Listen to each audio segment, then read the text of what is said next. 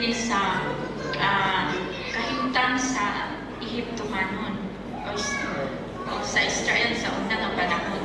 Sa laban sa una din nga panahon, bisan pa unsa sila ka ilang unsa ilang buhaton, makasala na sila, dagko silang mga butang nga mahimo dito sa Israel or sa Egypt.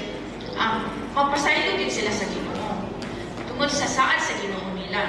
So dayon ang Ginoo nga sila gihatag gid nila ang saad sa Ginoo ang saad sa Ginoo sa katawan sa Israel mga igsoon. So dako sila og kanang bugat sila og kanang kabugato nato kontra nato karon nga mga katawan sa Ginoo.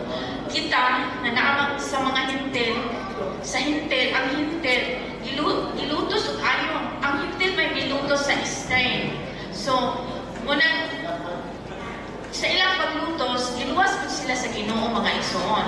Pinaagi sa saad sa Ginoo, pero ang kabugaton na gihatag sa Ginoo kung ang mga katawan sa Ginoo bisag sa tibuok nasod asa sila maglakaw, makasala sila pag hinulsol nila sa Ginoo, pasahimuon yun sila sa Ginoo. So nagpasabot na pinili yun sila ng katawan sa Ginoo mga igsoon. So kita nga karon nga mga hintel ngayon taon makasala ka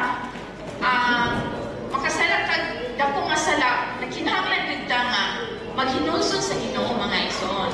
Pero salamat sa Ginoo nga mingon siya nga iluwas na niya ang tanan nga katawhan. Iluwas na niya ang tanan katawhan sa pagtugod mga igsoon. So karon hayahay na ta kay gitagaan ta og privilege sa Ginoo nga kita tanan iluwas na sa Ginoo. Pinaagi sa atong pagpahitulot. Ipilit ta niya mga igsoon tungod sa iyang saan. Sa dayon ang Ginoo nga kita karon dili na ka mga tinulong mga igsoon. Pinaagi sa atong pagdawat sa Ginoo, tuotan niya, pinawat kita sa bautismo. Nahimo na ta nga katawhan niya mga igsoon. Tungod sa iyang grasya nga gihatag nato. So karon ang atong buhaton pagpahimulos na lang. Pagpahimulos, kaning pagpahimulos naay daghan nga mga butang nga gihatag sa Ginoo mga elemento.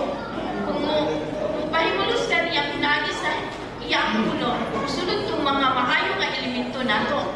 So ang atong trabaho karon ang pahimulos nato sa Ginoo aron masudlan ta sa iyang Diyos nga elemento nga naa nato mga igsoon.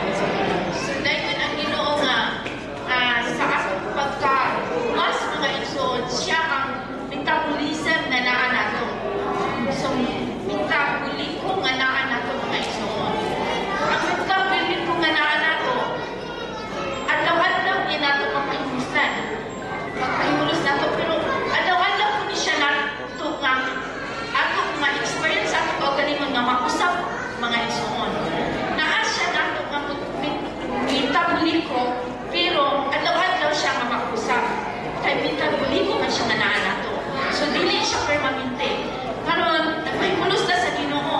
So naata sa iyang pagkaon or pag-take sa iyang ulo mga igsoon. So mao ni ang atong kahimtang karon ingon nga metaboliko nga naa siya sa atong sulod.